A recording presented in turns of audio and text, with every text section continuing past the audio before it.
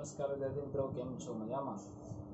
આજે આપણે ધોરણ 9, 10, 11, 12 એટલે કે 9 થી 12 ધોરણમાં પૂછાતો એક ટોપિક જેનું નામ છે ફ્રેમ ધ ક્વેશ્ચન, અથવા તો એને બીજા નામથી ઓળખાય છે સિલેક્ટિંગ ધ ક્વેશ્ચન. બરાબર, અંડરલાઈન આપેલી હોય, કૌંસમાં શબ્દ આપેલો હોય, એના ઉપરથી આપણે એ શબ્દ બનાવીને ડબલ્યુએચ શબ્દનો ઉપયોગ કરીને આપણે અહીંયા frame the question A topic શીખવાના છે. એટલે કે ડબલ્યુએચ શબ્દો આપણે જે ઘણા બધા જાણીએ છીએ એ ડબલ્યુએચ શબ્દનો ઉપયોગ કરવાનો છે. ફ્રેમ ધ ક્વેશ્ચન એટલે પ્રશ્ન બનાવવો, અને સિલેક્ટિંગ ધ ક્વેશ્ચન એટલે જે આપણે 4 ઓપ્શન આપેલા હોય એમાંથી સિલેક્ટ કરવાનો હોય, પસંદ કરવાનો હોય કે અંડરલાઈન પ્રમાણે કયો જવાબ આવે એનો. બરાબર, અંડરલાઈન શબ્દનો કયો પ્રશ્ન બને છે એ આપણે સિલેક્ટ કરવાનો હોય છે. બરાબર, તો ચાલો વિદ્યાર્થી મિત્રો જોઈએ છે હવે કે ફ્રેમ ધ ક્વેશ્ચનમાં કયા કયા ડબલ્યુએચ શબ્દ આવે છે. પહેલા આપણે આ લેક્ચરમાં માત્ર ડબલ્યુએચ શબ્દની જાણકારી મેળવીશું, અને એના પછીના લેક્ચર્સમાં આપણે એ ક્વેશ્ચન કેવી રીતે બનશે એના વિશે જાણકારી મેળવીશું. બરાબર, તો જોઈએ છે આપણા ડબલ્યુએચ શબ્દો. તો સર્વપ્રથમ આપણે ડબલ્યુએચ શબ્દમાં જોઈએ તો આપણો પહેલો શબ્દ છે કે હુ. હુ એટલે કોણ. તો હુ શબ્દ એ આપણે કરતા કોઈ પૂછવો છે સબ્જેક્ટ વાક્યનો, કે કોઈના દ્વારા કામ થતું હોય એનો સબ્જેક્ટ પૂછવો છે તો એ હુ વડે આપણે પૂછી શકીએ છીએ. હુ એ મનુષ્ય માટે પ્રશ્નસૂચક સર્વનામ તરીકે વપરાય છે, માણસ જાતિ માટે. બરાબર, પ્રશ્નસૂચક સર્વનામ તરીકે વપરાય. તેનું સ્થાન કર્તાનું હોય છે. આપણે કર્તા જાણવો હોય વાક્યમાંથી તો આપણે હુ વડે પ્રશ્ન પૂછી શકીએ છીએ. બરાબર, ત્યારબાદ છે એના ઉદાહરણ. તેના ઉદાહરણ કેવા બને તો કે હુ સેંગ અ સોંગ, કોણ ગીત ગાય છે અથવા કોણે ગીત ગાયું. હુ ક્લીન્સ ધ રૂમ, કોણ રૂમ સાફ કરે છે. હુ આર યુ, તમે કોણ છો. હુ વોઝ યોર ફાધર, તમારા પિતાજી કોણ છે. બરાબર, તો આ રીતે આપણે આવા એના શબ્દો ઉપરથી હુ વડે આપણે પ્રશ્ન બનાવી શકીએ છીએ. બરાબર, ત્યારબાદ બીજો પ્રશ્ન છે હુમ. હુમ એટલે કોને. બરાબર, આ હુ છે એના પછી હુમ આવશે, જે કર્મ જાણવા માટે હોય છે. તેનું સ્થાન કર્મનું હોય છે અને તે વ્યક્તિના સંદર્ભમાં વપરાય છે. આપણે કોને એવો શબ્દ પૂછીએ છીએ, તમે કોને મળ્યા, તમને કોને કીધું. તે કોને શબ્દ એ અહીંયા હુમ વડે દર્શાવવામાં આવે છે. બરાબર મિત્રો, તો અહીંયા આપણને આપેલું છે કે વ્યક્તિના સંદર્ભમાં વપરાય છે અને તેનું સ્થાન કર્મનું હોય છે. તો એના કેવા ઉદાહરણ બને છે તો અહીંયા આપેલા છે આપણને. whom did you see in the garden, તમે ગાર્ડનમાં કોને જોયા. બરાબર, તમે ગાર્ડનમાં કોને જોયા. બરાબર, whom does she meet today, તેણીની આજે કોને મળી. બરાબર, તેણીની આજે કોને મળી. whom do they give it, whom do they give it, તેઓને કોને આપ્યું. બરાબર, તેઓને આ કોને આપ્યું. whom will you select for him, તેમના માટે કોને પસંદ કર્યા. તો આ રીતે આપણે અલગ અલગ શબ્દથી એટલે કે whom વડે અલગ અલગ વાક્ય બનાવી શકીએ છીએ. એ જ રીતે આપણે બીજા પણ વાક્ય ઘણા બધા બનાવી શકાય, જે આપણે આમાં જોયા 4 ઉદાહરણ જોયા છે. બંનેમાં પણ આના કરતા પણ વધારે બનાવી શકાય છે. એટલે કે આપણને જો કોઈ કર્તા નીચે એટલે કે વાક્યની શરૂઆતમાં જો કોઈ અંડરલાઈન આપેલી હોય તો હુ વડે બને. વાક્યની વચ્ચે કાં તો અંતે કોઈ નામ છે અને એની નીચે અંડરલાઈન આપેલી હોય તો હુમ વડે બને. ત્યારબાદ છે હુઝ, કોનું. હુઝ એટલે કોનું. તો કોઈ પણ વસ્તુની માલિકી દર્શાવવા માટે, વ્યક્તિની માલિકી દર્શાવવા માટે આપણે હુઝ શબ્દનો ઉપયોગ કરીએ છીએ. તો કે માલિકીના અર્થમાં સર્વનામ તરીકે વપરાય છે. શેના અર્થમાં? માલિકી તરીકે. તો કોઈ પણ વસ્તુ, જેમ કે આ પેન મારી છે, તો આ મારી શબ્દ હું જે બોલ્યો એ આ પેનની માલિકી દર્શાવે છે. બરાબર, ક્લિયર. આ રીતે આપણે માલિકી દર્શાવવા માટે શબ્દનો હુઝ શબ્દનો ઉપયોગ કરીશું. વસ્તુ કે વ્યક્તિની માલિકીના અર્થમાં. બરાબર, તો કે કોઈ વસ્તુ કે વ્યક્તિની માલિકી દર્શાવે છે. આ મારી કાર છે, આ તેઓની રૂમ છે. તો એ રીતે આપણે જે બોલ્યા, આ તેઓનો રૂમ છે, આ મારી કાર છે, આ મારી પેન છે, તો એ રીતે આપણે અલગ અલગ જે શબ્દનો ઉપયોગ કરીને માલિકી દર્શાવી શકીએ છે. તો જોઈએ એના ઉદાહરણ. whose books is this, આ ચોપડીઓ કોની છે. બરાબર, તો ચોપડીની માલિકી દર્શાવી છે. whose car was that, પેલી કાર કોની છે, કારની માલિકી દર્શાવી છે. whose son is in army, કોનો દીકરો આર્મીમાં છે, તો અહીંયા વ્યક્તિની માલિકી દર્શાવી છે. whose father was died, કોના પિતાજી મરી ગયા છે. બરાબર. તો આ રીતે આપણે અલગ અલગ શબ્દનો ઉપયોગ કરીને અલગ અલગ વાક્ય બનાવી શકીએ છીએ. બરાબર મિત્રો. આ રીતે આપણે કોઈ પણ શબ્દ હોય તો એને જેમ કે whom અને whose, બરાબર, ત્રણે ત્રણ એ કર્તા માટે વપરાય, કર્મ માટે વપરાય, માલિકી દર્શાવવા માટે વપરાય. બરાબર. એવી રીતે આગળનો એક આપણે શબ્દ જોઈએ તો કે છે which. which એટલે કયું, કઈ, કયો. બરાબર. which એટલે કઈ, કયું, કયો એવું દર્શાવવામાં આવે છે. which શબ્દનો ઉપયોગ પ્રાણી અથવા નાન્યતર જાતિ સૂચવવા માટે, પ્રાણી જાતિ અથવા તો જે નિર્જીવ વસ્તુ છે એને દર્શાવવા માટે આપણે which શબ્દનો ઉપયોગ કરીએ છીએ. પસંદગીનો ભાવ દર્શાવે છે. જ્યારે આપણે એક કરતા વધારે વસ્તુ પસંદ કરવાની હોય ત્યારે which શબ્દનો ઉપયોગ કરીએ છીએ. બરાબર. તો પસંદગીનો ભાવ પણ દર્શાવવામાં આવે છે. પ્રાણી અથવા નિર્જીવ વસ્તુઓ દર્શાવવા માટે પણ તેનો ઉપયોગ કરી શકાય છે. કેવા ઉદાહરણ બને એના? તો એનું ઉદાહરણ છે which book is this, આ ચોપડી કઈ છે. which book is this. which shirt do you buy, તમે કયો શર્ટ ખરીદો છો. બરાબર. which color did they select, તેઓ કયો કલર સિલેક્ટ પસંદ કરે છે. which was your favorite car, તમારી પસંદગીની કાર કઈ છે. તો જો which book, which shirt, which color, which was, બરાબર, કઈ બુક, કયો શર્ટ, કયો કલર, કઈ ગાડી. બરાબર. તો આ રીતે આપણે અલગ અલગ વસ્તુની પસંદગી આપણે પ્રાણી અથવા નાન્યતર જાતિ આ બધાને આમાં દર્શાવી શકીએ છીએ. બરાબર મિત્રો. તો આ રીતે આપણે which નો ઉપયોગ કરીશું. ત્યારબાદ what એટલે શું, what એટલે શું. હું તમને પ્રશ્ન નથી પૂછતો પણ એનો મતલબ થાય છે what એટલે શું. બરાબર. તો અહીંયા what નો મતલબ થાય છે શું. what નો ઉપયોગ શેના માટે, તો કે કર્મ જાણવા માટે તથા કોઈનું નામ પૂછવા માટે. બરાબર. શેના માટે? કર્મ જાણવા માટે અથવા તો કોઈનું નામ પૂછવું છે એના માટે. વ્યક્તિનો વ્યવસાય જાણવો હોય તો પણ આપણે what થી ઉપયોગ કરી શકીએ છીએ. બરાબર. what નો ઉપયોગ કરી શકાય ક્યારે? વ્યક્તિનો વ્યવસાય જાણવા માટે, વ્યક્તિનું નામ પૂછવા માટે અને કર્મ જાણવા માટે. આ રીતે અલગ અલગ રીતે what નો ઉપયોગ થાય છે. એના ઉદાહરણ જોઈએ કેવા બને છે એના ઉદાહરણ. તો પહેલું કે છે what is your name, તમારું નામ શું છે. બરાબર. નામ પૂછવા માટે તમારું નામ શું છે એ દર્શાવવા માટે આપણે what નો ઉપયોગ કર્યો. what is your father, તમારા પિતાજી શું છે નહીં, તમારા પિતાજી શું કામ કરે છે, તમારા પિતાજીનો વ્યવસાય. બરાબર. what is your father, તમારા પિતાજી શું છે. બધાના પિતાજી તો મનુષ્ય જ હોય. બરાબર. ઓબ્વિયસલી. એટલે અહીંયા એવું નથી પૂછ્યું કે શું છે, તમારા પિતાજી શું કામ કરે છે એવું પૂછ્યું છે. બરાબર. what do you do, તમે શું કરો છો. તો આ રીતે અલગ અલગ શબ્દ. what did she eat, તે શું ખાય છે. તો અહીંયા વસ્તુ પૂછી, વસ્તુ એટલે કર્મ. બરાબર. તો what did she eat, તે શું ખાય છે. what do you do, તમે શું કરો છો. what is your father, તમારા પિતાજી શું કામ કરે છે. what is your name, તમારું નામ શું છે. આ રીતે અલગ અલગ શબ્દો ઉપયોગ કરી શકાય છે. આગળ જોઈએ તો શબ્દ છે when. when શબ્દ એટલે ક્યારે, સમય જાણવા માટે. when શબ્દનો ઉપયોગ શું થાય? સમય જાણવા માટે વપરાય છે અને એનો અર્થ શું દર્શાવે છે? ક્યારે એવો અર્થ દર્શાવે છે. ક્યારે? સમય. આપણે ક્યારે પાછા આવશો, ક્યારે જશો, ક્યારે આવ્યા. બરાબર. તો આ રીતે આપણે અલગ અલગ અર્થમાં એને ઉપયોગ કરી શકીએ છીએ. પણ શું દર્શાવે છે? સમય દર્શાવે છે. તો સમય દર્શાવવા માટે આપણે when નો ઉપયોગ કરીશું. બરાબર મિત્રો. ચાલો જોઈએ છે એના ઉદાહરણ. તો કે when સમય જાણવા માટે વપરાય, ક્યારે એવો અર્થ દર્શાવે છે. તો પહેલું ઉદાહરણ when will the rain come. બરાબર. when will the train come, train ક્યારે આવશે. ટ્રેન ક્યારે આવશે, ટ્રેન આવવાનો સમય પૂછ્યો.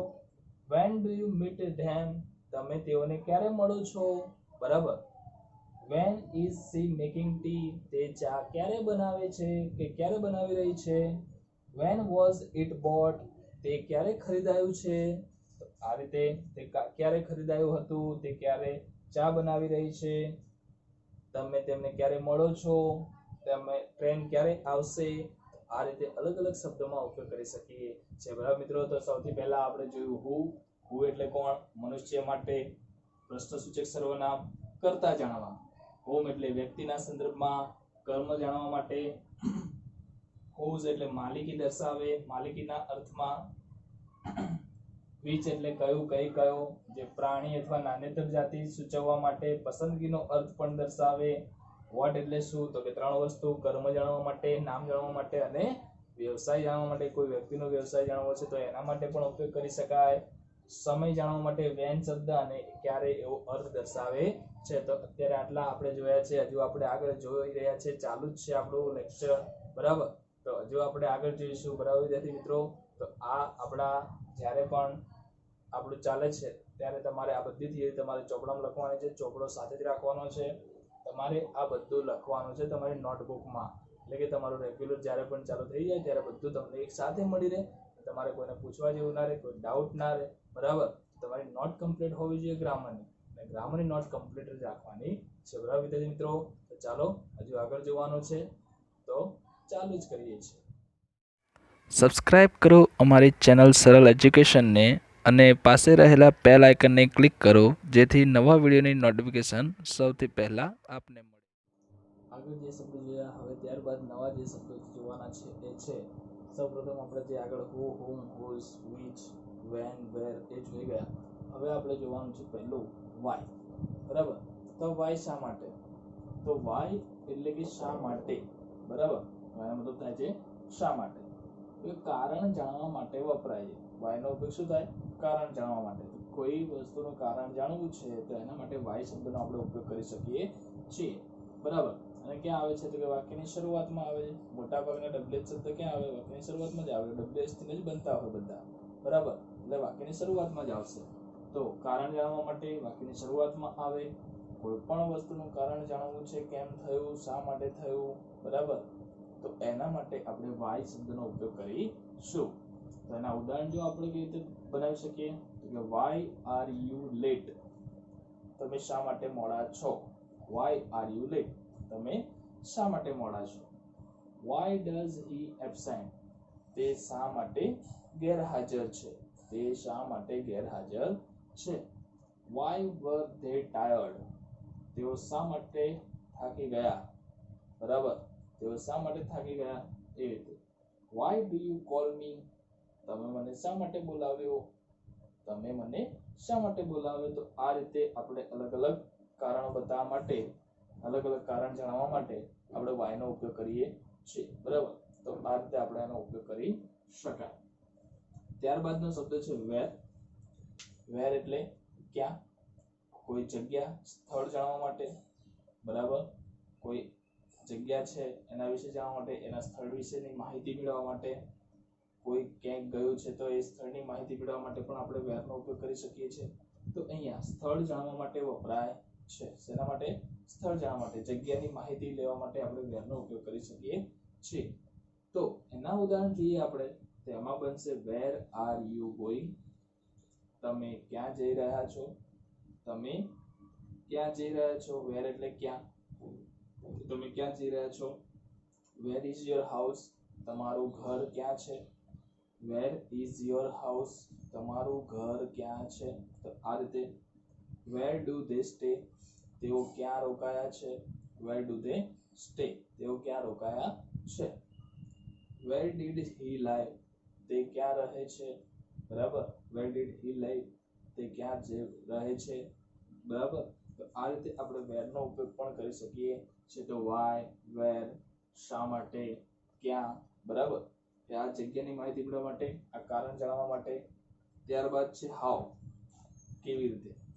તો કોઈ પણ કામ કેવી રીતે થયું છે એની રીત જાણવા, એની પદ્ધતિ જાણવા માટે આપણે હાઉ નો ઉપયોગ કરીએ છીએ. કોઈ પણ ક્રિયાની પદ્ધતિ, રીત જાણવા માટે આપણે હાઉ નો ઉપયોગ કરી શકીએ છીએ, બરાબર. તો કે કોઈ કામ કેવી રીતે થયું છે એની રીત અથવા પદ્ધતિ જાણવા માટે આ શબ્દનો ઉપયોગ થાય છે. હાઉ એટલે કેવી રીતે. તો એના ઉદાહરણ છે how did you reach the station, તમે સ્ટેશન કેવી રીતે પહોંચ્યા. તો કોઈ બસ દ્વારા જતું હોય, ટ્રેન દ્વારા જતું હોય, ચાલીને જતું હોય, બરાબર. તો એને સ્ટેશને કેવી રીતે પહોંચ્યા એ કહેવાનું છે, એની રીત કહેવાની છે, પહોંચવાની પદ્ધતિ કહેવાની છે. How can he do that, તેમણે આ કેવી રીતે કર્યું, પેલું કેવી રીતે કર્યું એમને. How can he do that, તેમને પેલું કેવી રીતે કરી શક્યા, તે કરવાની પદ્ધતિ. How does she solve this sum, તેઓ આ દાખલો કેવી રીતે ઉકેલી શક્યા, તેઓ આ દાખલો કેવી રીતે ઉકેલી શક્યા. તે ઉકેલવાની પદ્ધતિ હાઉ વિલ યુ ગો, તમે કેવી રીતે જશો, હાઉ વિલ યુ ગો, તમે કેવી રીતે જશો. તો આ રીતે આપણે કોઈ પણ વસ્તુની રીત જાણવા માટે, પદ્ધતિ જાણવા માટે હાઉ નો ઉપયોગ કરી શકીએ છીએ. બરાબર. સ્થળ જાણવું છે તો વેર નો ઉપયોગ કરવાનો, કોઈ કારણ જાણવું હોય તો વાય નો ઉપયોગ કરવાનો. કે વાય એટલે શા માટે, વેર એટલે ક્યાં, અને હાઉ એટલે કેવી રીતે. તો આ રીતે અલગ અલગ શબ્દનો ઉપયોગ કરીને આપણે અલગ અલગ વસ્તુ પૂછી શકીએ છીએ, પૂછતાછ કરી શકીએ છીએ. બરાબર. હવે ત્યારબાદ છે બીજું હાઉ મેની. હાઉ મેની એટલે કેટલા. કેટલાનો મતલબ થાય છે ગણી શકાય. બરાબર. 1 2 3 4 5 આપણે ગણી શકાય એવી વસ્તુઓ હોય તો એના માટે હાઉ ઉપયોગ થાય છે, જે આપણે ગણી શકીએ છીએ. બરાબર. તો એ ગણી શકતા જેટલી પણ વસ્તુઓ છે એ વસ્તુઓની સંખ્યા જાણવી હોય આપણે કેટલી સંખ્યામાં છે, તો એ સંખ્યા જાણવા માટે આપણે હાઉ મેની નો ઉપયોગ કરીએ છીએ. તો હાઉ મેની એટલે કેટલા, કેટલું, કેટલી. બરાબર. આ રીતે કેટલા, કેટલી, આ રીતે આપણે અલગ અલગ શબ્દથી એને સંખ્યા જાણી શકીએ છીએ. બરાબર. તો જોઈએ એના વસ્તુ કે વ્યક્તિની સંખ્યા જાણવી હોય, વસ્તુની પણ સંખ્યા દર્શાવે છે, વ્યક્તિની પણ સંખ્યા દર્શાવે છે. બરાબર. ક્લિયર. તો આ રીતે. તો પહેલું છે how many people are there. ત્યાં કેટલા લોકો છે. કેટલા લોકો, લોકોની સંખ્યા જાણવા માટે ત્યાં કેટલા લોકો છે. How many plants do you grow. તમે કેટલા વૃક્ષ, કેટલા છોડ ઉગાડો છો. હાઉ મેની પ્લાન્ટ્સ, કેટલા છોડ, છોડની સંખ્યા જાણવા માટે. How many pens does she have. તેની પાસે કેટલી પેનો છે. તો પેનોની સંખ્યા જાણવા માટે તેની પાસે કેટલી પેનો છે, પેનોની સંખ્યા જાણવા માટે પ્રશ્ન પૂછ્યો છે. How many laddus can they ઈટ. તેઓ કેટલા લાડવા ખાઈ શકે છે. હાઉ મેની લડ્ડુસ, કેટલા લાડવા, કેન ધે ઈટ, તેઓ ખાઈ શકે છે. તો અહીંયા લાડવાની સંખ્યા જાણવા માટે, તો અલગ અલગ સંખ્યા જાણવા માટે આપણે વસ્તુની, વ્યક્તિની, બરાબર, સંખ્યા જાણવા માટે આપણે અહીંયા શું કરી શકીએ છીએ, તો કે હાઉ મેની વડે પ્રશ્ન પૂછી શકીએ છે. હાઉ મેની એટલે જે ગણી શકાય તેવી વસ્તુઓ માટે. બરાબર. બીજું છે હાઉ મેની થી હાઉ મચ. બરાબર. તો હાઉ મચ એટલે કેટલું, કેટલી, કેટલા, એનો પણ મતલબ એવો થાય છે કેટલું, કેટલી, કેટલા. બરાબર. પણ આ શેના માટે વપરાય, તો જે ન ગણી શકાય એવી વસ્તુઓ હોય એના માટે. ન ગણી શકાય તેવી વસ્તુઓ માટે હાઉ મચ વપરાય, ગણી શકાય એવી વસ્તુઓ માટે હાઉ મેની વપરાય. તો અહીંયા જોઈએ છે આપણે વસ્તુનો જથ્થો, કેટલું, કેટલી, કેટલા દર્શાવવા. બરાબર. શું દર્શાવવા માટે, વસ્તુનો જથ્થો, કે કોઈ જથ્થામાં છે એને દર્શાવી હોય તો એ ન ગણી શકાય તેવી વસ્તુઓનો જથ્થો દર્શાવવા માટે વપરાય છે. તો અહીંયા આપણને આપેલું છે how much water does he drink. તમે વોટર, પાણી ગણી શકો, ના ગણી શકાય. મેં 1 પાણી પીધું, 2 પાણી પીધું એવું કહી શકાય ના. મેં 1 ગ્લાસ પાણી પીધું, પાણીના ગ્લાસ ગણી શકીએ છીએ પણ અંદરનું રહેલું પાણી ગણી શકાતું નથી, એને માપી શકાય છે, તો એ જથ્થો કહેવાય છે. તો જથ્થો દર્શાવવા માટે આપણે હાઉ મચ નો ઉપયોગ કરીશું. તો how much water does he drink, તે કેટલું પાણી પીવે છે. How much money do you have. તમારી પાસે કેટલા રૂપિયા છે. તમે એમ કહેશો કે રૂપિયા તો ગણી શકાય, ગણી શકાય, પણ આપણે એની કરન્સી, નોટ્સ, એના કોઇન્સ ગણીએ છીએ. રૂપિયો તો એ જથ્થો છે. 10 રૂપિયાની 1 નોટ તો 10 રૂપિયાનો જથ્થો, એ નોટ આપણે ગણીએ છીએ ને. 10 નોટ બરાબર 100 રૂપિયા, 10 રૂપિયાની 10 નોટ બરાબર 100 રૂપિયા. તો એ રીતે આપણે અહીંયા મની, રૂપિયા ગણી શકીએ છીએ, પરંતુ એ જથ્થાવાચક હોવાથી આપણે અહીંયા હાઉ મચ માં જ એનો ઉપયોગ કરીશું. બરાબર. તો how much money do you have, તમારી પાસે કેટલા રૂપિયા છે. How much petrol do you પોર, તમે કેટલું પેટ્રોલ ભરાવો છો, તમે કેટલું પેટ્રોલ ભરાવો છો. How much sugar did she buy, તેણીની કેટલી ખાંડ ખરીદે છે. તો અહીંયા ખાંડ, પેટ્રોલ, મની, વોટર, આ બધું શું છે, જથ્થાવાચક વસ્તુ છે. તો જથ્થાવાચક વસ્તુઓ હંમેશા દર્શાવી હોય તો આપણે શેમાં, હાઉ મચમાં દર્શાવ્યું. જ્યારે લડ્ડુસ, પેન્સ, પ્લાન્ટ્સ, પીપલ, આ બધા વસ્તુઓ શું છે એ ગણી શકાય એવી છે. બરાબર. 1 પેન, 2 પેન, 3 પેન ગણી શકાય, પણ પાણીને, પૈસાને, પેટ્રોલને, સુગરને, પૈસાને ગણી શકાય છે, પણ શું છે, જથ્થો છે. આપણે પૈસા નથી ગણતા, એની નોટ્સ, એના કોઇન્સ ગણીએ છીએ. બરાબર. તો આ રીતે વોટર, મની, પેટ્રોલ, સુગર, તો આવી રીતે કોઈ પણ જથ્થાવાચક વસ્તુ છે એને દર્શાવવા માટે હાઉ મચ નો ઉપયોગ કરી શકીએ છીએ. ત્યારબાદ હાઉ ફાર, કેટલે દૂર. તો હાઉ ફાર એટલે દૂર, અંતર જાણવા માટે. કોઈ 2 સ્થળનું અંતર જાણવા માટે, ક્યાંક આપણે હોય ને અહીંથી એમ કહ્યું કે અહીંથી કેટલે દૂર છે, એવી રીતે કોઈ પણ આપણે સ્થળ જાણવા માટે આ હાઉ ફાર નો ઉપયોગ કરી શકીએ છીએ. તો હાઉ ફાર એટલે કેટલે દૂર, અંતર જાણવા માટે વપરાય અને સ્થળનું અંતર દર્શાવે છે બરાબર. તો જો how far is Limbdi from here, Limbdi અહીંથી કેટલું દૂર છે, તો અહીંથી લીંબડી બે સ્થળ થયા, અહીંનું અમદાવાદથી લીંબડી બે સ્થળ થયા, બે સ્થળ વચ્ચેનું અંતર જાણવું છે તો હાઉ ફાર નો ઉપયોગ કરી શકાય બરાબર. કે અહીંથી લીંબડી કેટલું દૂર છે, how far can you C, તમે કેટલું દૂર જોઈ શકો છો બરાબર. તો how far can you C, તમે કેટલું દૂર જોઈ શકો છો બરાબર. લીંબડીથી અહીંથી લીંબડી કેટલું દૂર છે. પછી how far was your house from there, તમારું ઘર ત્યાંથી કેટલું હતું, કેટલું દૂર હતું બરાબર. ત્યાંથી તમારું ઘર કેટલું દૂર હતું, એવું બે સ્થળ એટલે કે તે સ્થળ અને મારા ઘરનું સ્થળ એમ બે સ્થળને ભેગા કરીને આપણે અહીંયા હાઉ ફાર વિશે પ્રશ્ન બનાવ્યો છે.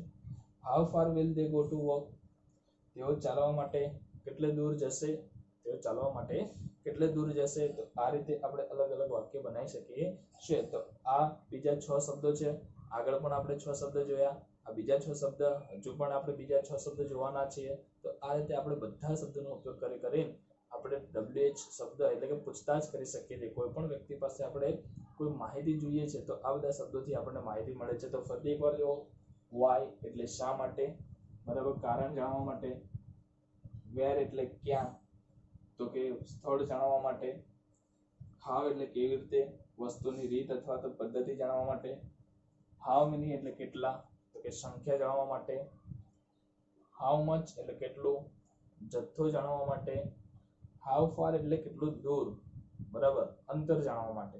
તો આ રીતે આપણે આ રીતે બધા શબ્દોનો ઉપયોગ કરીને અલગ અલગ રીતે આપણે પૂછતાછ કરી શકીએ છીએ.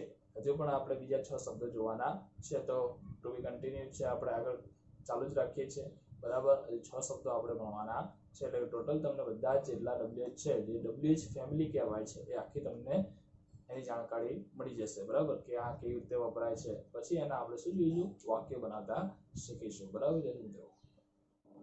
ત્યારબાદ હવે બીજા નવા શબ્દો આપણે જે જોવા જઈ રહ્યા છે એ છે આપણા બીજા શબ્દોમાં હાઉ લોંગ પહેલો શબ્દ છે. તો હાઉ લોંગ એટલે કેટલો સમય બરાબર, સમય જાણવા માટે. તો હાઉ લોંગ કેટલો સમય, સમય જાણવા માટે એ સમય મિનિટમાં હોઈ શકે, કલાકમાં હોઈ શકે કે દિવસમાં પણ હોઈ શકે બરાબર. તો મિનિટ, કલાક કે દિવસમાં જે સમય હોય એ બધા સમય અહીંયા જાણવા માટે આપણે હાઉ લોંગ નો ઉપયોગ કરી શકીએ છીએ બરાબર. તો એના પ્રશ્ન કેવી રીતે બને, એના ઉદાહરણ કેવા હોઈ શકે. તો જો how long did you play cricket, તમે કેટલા સમયથી ક્રિકેટ રમો છો કે રમ્યા હતા, તો કેટલો સમય ક્રિકેટ રમ્યા હતા. How long has Abhay been studying, Abhay કેટલા સમયથી ભણી રહ્યો છે, અભય કેટલા સમયથી ભણી રહ્યો છે. તમે કેટલા સમયથી ક્રિકેટ રમી રહ્યા હતા. How long do they sleep, તેઓ કેટલા સમયથી સૂતા છે. How long will you stay there, તમે ત્યાં કેટલા સમયથી રોકાયા છો કે રોકાશો, તમે ત્યાં કેટલા સમયથી રોકાશો બરાબર. તો આ રીતે આપણે અલગ અલગ શબ્દને હાઉ લોંગમાં અલગ અલગ વાક્યમાં અલગ અલગ ટેન્સમાં ઉપયોગ કરીને આપણે આ રીતે વાક્ય બનાવી શકીએ છીએ. ત્યારબાદ હાઉ ડીપ કેટલું ઊંડું બરાબર, ઊંડાઈ માપવા માટે આપણે હાઉ ડીપ નો ઉપયોગ કરીએ છીએ બરાબર. તો ઊંડાઈ જાણવા માટે આ વપરાય છે. એના ઉદાહરણ જોઈએ તો આપણે how deep is this well, આ કૂવો કેટલો ઊંડો છે. How deep is this well, આ કૂવો કેટલો ઊંડો છે. How deep did the workers dig, કામદારોએ કેટલું ઊંડું ખોદ્યું, કામદારોએ કેટલું ઊંડું ખોદ્યું. How deep will they go down, તેઓ નીચે કેટલા ઊંડા જશે, તેઓ નીચે કેટલા ઊંડા જશે. How deep was that she, પેલો સમુદ્ર કેટલો ઊંડો છે, પેલો સમુદ્ર કેટલો ઊંડો છે. તો આ રીતે આના ઉદાહરણ બનાવી શકાય છે આપણે બરાબર. અને હવે ત્રીજું છે આપણી જોડે હાઉ ઓફન, કેટલી વાર. હાઉ ઓફન એટલે આપણે કોઈ કામ કેટલી વાર કર્યું છે એ જાણવા માટે. 1 વાર, 2 વાર, 3 વાર, 5 વાર, 10 વાર, 15 વાર કેટલી વાર કર્યું છે એ વસ્તુ જાણવા માટે. કોઈ કાર્ય કેટલી વાર થયું તે જાણવા માટે આપણે હાઉ ઓફન નો ઉપયોગ કરીશું બરાબર. તો how often do you drink water, તમે કેટલી વાર પાણી પીવો છો. 1 વાર, 2 વાર, 5 વાર બરાબર. તો તમે કેટલી વાર પાણી પીવો છો. How often did he drive a car, તે કેટલી વાર કાર ચલાવે છે, તે કેટલી વાર કાર ચલાવે છે કે ચલાવી હતી. હાઉ ઓફન વિલ હી કમ, તે ક્યારે આવશે, બરાબર, તો કેટલી વાર આવશે. How often can you jump, તમે કેટલી વાર કૂદી શકો છો. આવા બધા ઉદાહરણ બની શકે છે, બરાબર મિત્રો. તો આપણે જોયું હાઉ લોંગ, કેટલી વાર, કેટલો સમય, હાઉ ડીપ, કેટલું ઊંડું, હાઉ ઓફન, કેટલી વાર. હાઉ લોંગ ની વાત કરીએ તો કે સમય જાણવા માટે, તે સમય મિનિટ, કલાક કે પછી દિવસમાં હોઈ શકે. હાઉ ડીપ, કેટલું ઊંડું, તો કે ઊંડાઈ જાણવા માટે, કેટલું ઊંડું છે એ જાણવા માટે. હાઉ ઓફન, તો કે કેટલી વાર ક્રિયા થઈ છે તે જાણવા માટે. તો આ રીતે આપણે અલગ અલગ રીતે તેનો ઉપયોગ કરી શકીએ છીએ, બરાબર. ત્યારબાદ બીજું છે હાઉ ટોલ. તો હાઉ ટોલ એટલે કેટલું ઊંચું, ઊંચાઈ માપવા માટે. તો એનો ઉપયોગ થાય છે હાઉ ટોલ. ત્યારે કોઈ વસ્તુ કે વ્યક્તિ કેટલી ઊંચી છે તે જાણવા માટે, કોઈ વસ્તુ કે વ્યક્તિ કેટલી ઊંચી છે તે જાણવા માટે આપણે હાઉ ટોલ નો ઉપયોગ કરીએ છીએ. જેમ કે how tall is Suresh, Suresh કેટલો ઊંચો છે. How tall is Suresh, Suresh કેટલો ઊંચો છે. How tall was that tree, પેલું ઝાડ કેટલું ઊંચું છે, પેલું ઝાડ કેટલું ઊંચું છે. How tall is the Burj Khalifa, Burj Khalifa કેટલું ઊંચું છે, બરાબર, બુર્જ ખલીફા કેટલું ઊંચું છે. How tall is this building, આ બિલ્ડિંગ કેટલી ઊંચી છે. આ રીતે આપણે અલગ અલગ વાક્ય બનાવી શકાય છે. અને આ જ રીતે અલગ વાક્ય આપણે આ બધા જે પોઈન્ટ્સ છે કે શેના માટે ઉપયોગ થાય છે, કેવી રીતે ઉપયોગ થાય છે, આ બે વસ્તુ ધ્યાન રાખવાની છે, બરાબર મિત્રો. અને આગળનું જોઈએ છે હાઉ બિગ, કેટલું મોટું.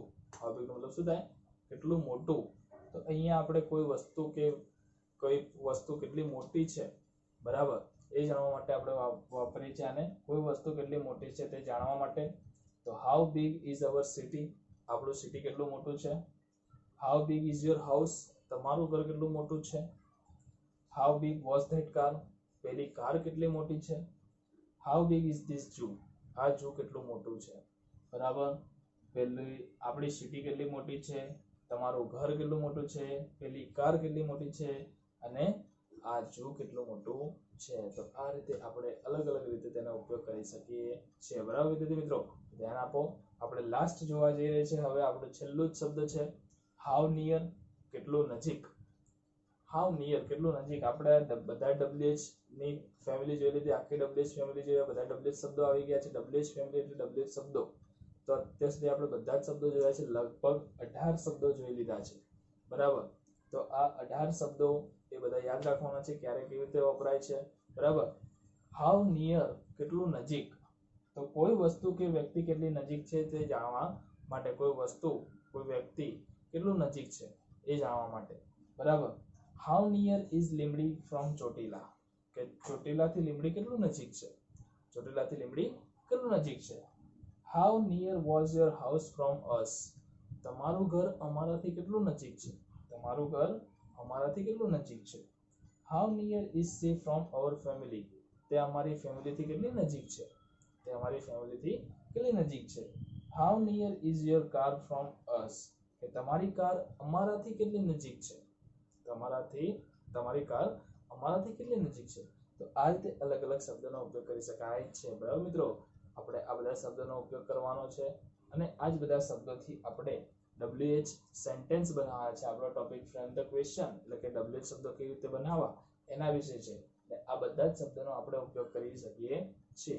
આ આપણા 18 શબ્દો, 18 શબ્દો તમારે નોટબુકમાં લખવાના, એની પ્રેક્ટિસ કરવાની. આ વાક્યો જોવાના છે તમારે, કેવી રીતે વાક્યો બનેલા છે, અને એ જ વાક્ય એવી રીતે જો આપણને પરીક્ષામાં પૂછાય અને આપણને આવે તો ઓળખતા આવડવું જોઈએ, બરાબર. અને બધા શબ્દો ખાસ કરીને આપણા મગજમાં ફિટ રાખવાના છે, જેથી કરીને આપણને ગમે ત્યારે ગમે ત્યાં અંડરલાઈન આપેલી હોય, ગમે તે MCQ આપેલો હોય તો પણ આપણે WH ને ઓળખી શકીએ. કારણ કે આપણે 8, 9, 10 ની વાત કરીએ તો 8, 9, 10 માં એક વાક્ય આપેલું હશે, વાક્યમાં કોઈ શબ્દ નીચે અંડરલાઈન કરેલો હોય, બરાબર.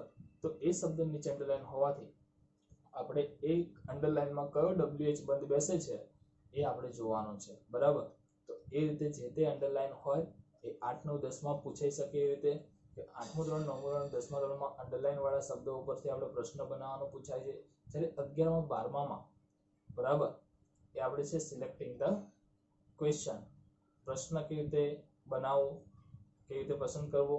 તો એ રીતે એક પેરેગ્રાફના ફોર્મમાં પૂછાય છે, તો એ પણ આપણે જોવાનું છે.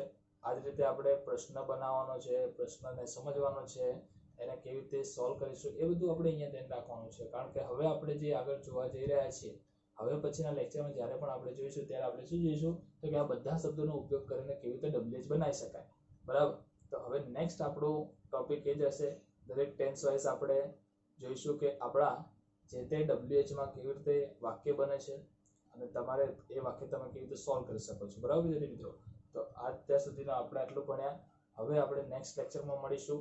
નેક્સ્ટ લેક્ચર આપણો ફ્રેમ ધ ક્વેશ્ચન અને એમાં WH વાક્ય કેવી રીતે બનાવવા એના વિશે છે. બરાબર. તો અત્યારે આટલું જ રાખીએ છીએ. હવે પછીના નેક્સ્ટ લેક્ચરમાં વિદ્યાર્થી મિત્રો શાંતિથી ઘરે રહો, ભણો અને પ્રેક્ટિસ કરતા રહેજો. કારણ કે આપણે આ જ વસ્તુ પરીક્ષામાં પણ પૂછાઈ શકે છે અને પૂછાવાની જ છે. બરાબર. એટલા માટે ઘરે રહો, સુરક્ષિત રહો. બરાબર.